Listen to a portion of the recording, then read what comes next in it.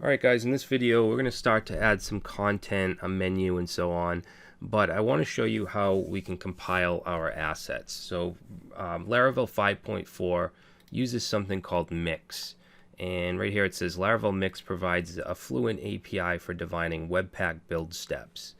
So if we open up in the root here, webpack.mix.js, you'll see this code here. And what this is doing is it's looking at the resources folder and then assets.js, app.js, and it's going to compile that down to the public version, which is going to go in this public directory right here, okay, app.js. Okay, if we look at that, it looks absolutely horrible because it's compiled and minified. All right, same thing if we look at public app CSS, same thing. So we don't want to touch this stuff, app CSS or app.js in the public folder. What we can do is use the resources folder. If we go to assets.js, app.js, you can see this looks much nicer, and it actually uses Vue, which is a JavaScript front-end framework. And then if we look in the Sass folder, there's an app.scss. This is where we can add our custom CSS and then compile it down. Okay, now you don't have to use Sass. You could just use regular CSS files. If we go down here, plain CSS, what you could do is use mix.styles and then put your actual CSS files there, and it'll concatenate them together and then include it. Okay, but we're going to use Sass, so the first thing we need to do is just run an npm install. Now npm is Node Package Manager, so you need to have Node.js installed. I don't, so I'm going to install it now. Okay, so go to nodejs.org. We're going to grab the recommended version. I already did. So let's just, whoops.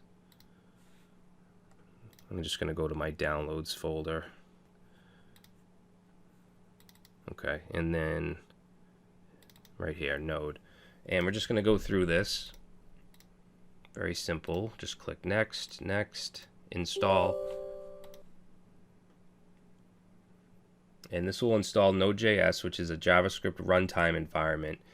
Basically, it allows you to have JavaScript on the server, and then also npm, which is used to install packages.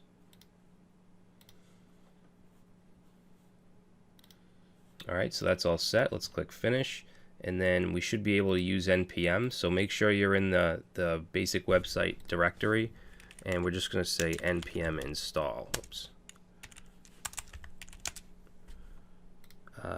I think I have to restart this commander.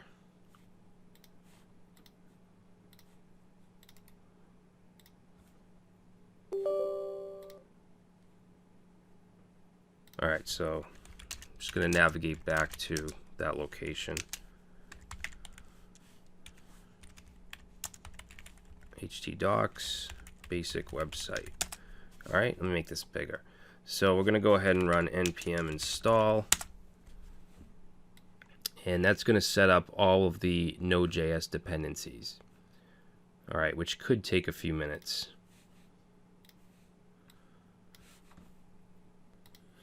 Now when we do this stuff in future projects, I'm not going to really go, fully explain it because I don't want to be repetitive, so I'll just kind of do it and you guys can follow along.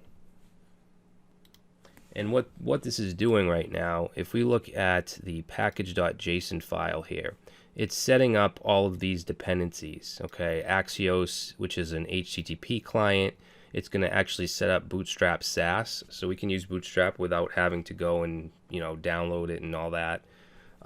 Cross environment, jQuery, which obviously is the JavaScript library. Laravel Mix, which we're using now to compile assets. Lodash, which is _JS, and then Vue, which is a front-end library or framework, whatever you want to call it. Okay, so it's setting up all that stuff right now.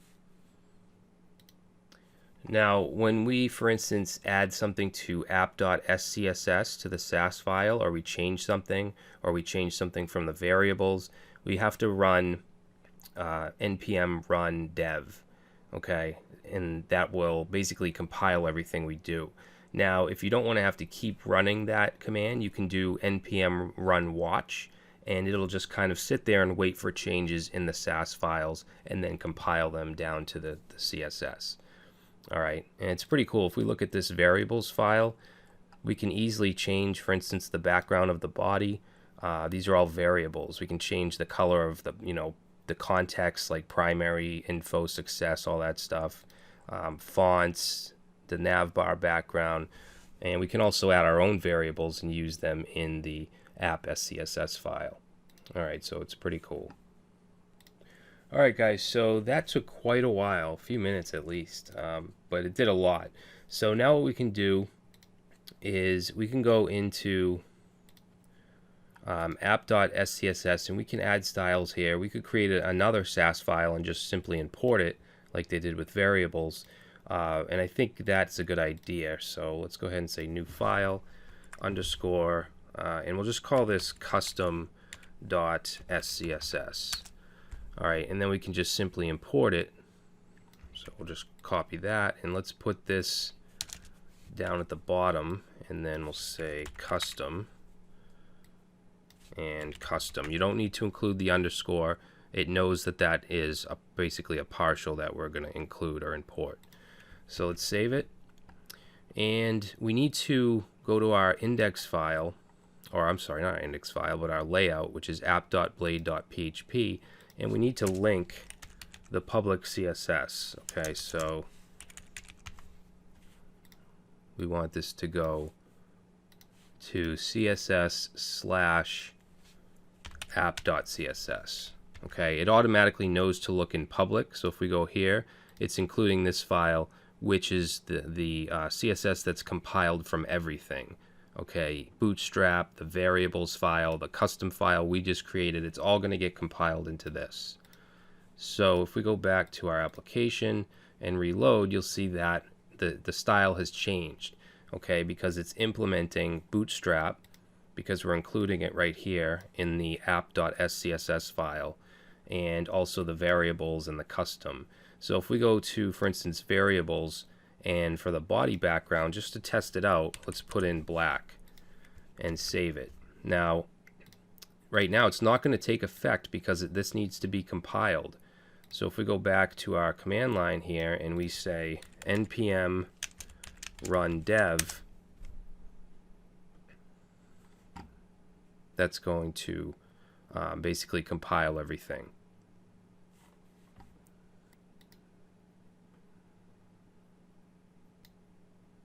All right, so that compiled. Now if we go back to our site and reload, and it might take a couple seconds, you can see that the background is now black.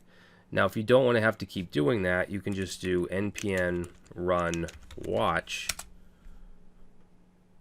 and basically it's just going to watch for your updates. Okay, so now you can see it's watching, it's not going back to our prompt. So now let's change it back to what it was and then save, and it should automatically compile, okay, because we're watching for it. So my advice would be to just keep this running while you're in your development, and you can simply, edit your SAS files. So let's close that up. That's all we're going to need for now. Next thing I want to do is add a navbar. So let's go to getbootstrap.com, and we'll go to getting started and then examples, and I'm going to click on the starter template here and then do a Control U, and we can just grab this nav tag here. This is usually what I do instead of just typing it out. So we'll grab that, and let's go to our application, and I'm going to put this in its own include file. So in the inc folder, we'll say new file. We'll call this navbar.blade.php, and then just paste this in. Okay, we'll save, and then we want to include this in our layout. So let's go back to layouts, and we're going to put this right below the body tag, and we're going to say include navbar. Okay, let's go back. What's this? Oh, I need to do inc.navbar because it's in the includes folder. And there we go. There's our navbar. Now the content is underneath it because we need to go and remove this navbar fixed top class right here. We'll just get rid of that. And then let's change the project name to, we'll just say Acme. And then home, which will go to slash. About will go to slash about. And contact will be slash contact. And for now, I'm going to get rid of the active class.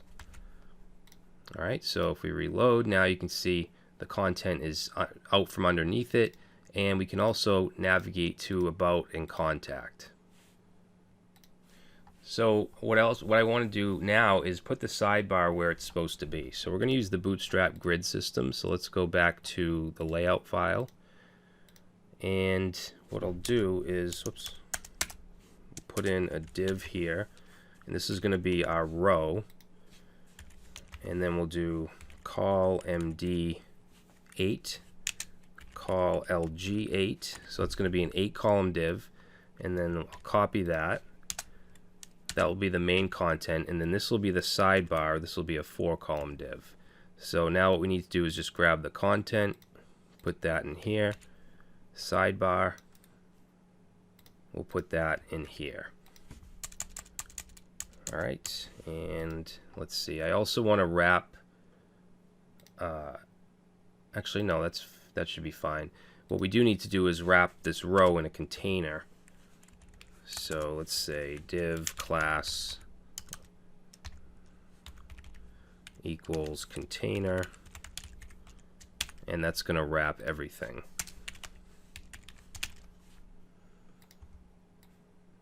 Alright, so let's save that.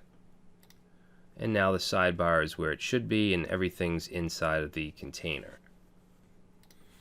Let's give the sidebar a well class to give it kind of a background and border. So let's go to our sidebar partial file here, and instead of the class of sidebar, I'm going to call it class of well.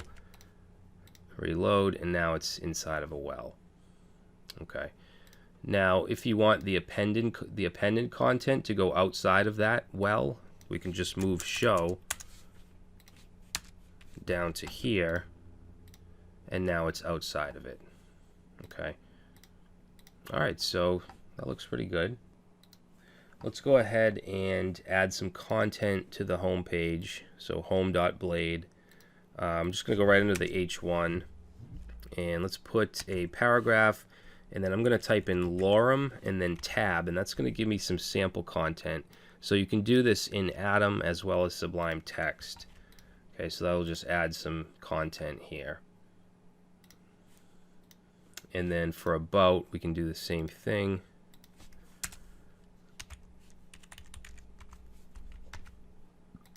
Change it up a little bit.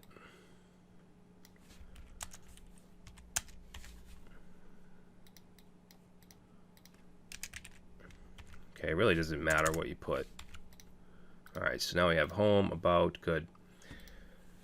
So for a contact, we're going to want a form, and we're going to use something. We're going to use a package called Laravel. What is it? Laravel Collective. So we're not going to get into that just yet.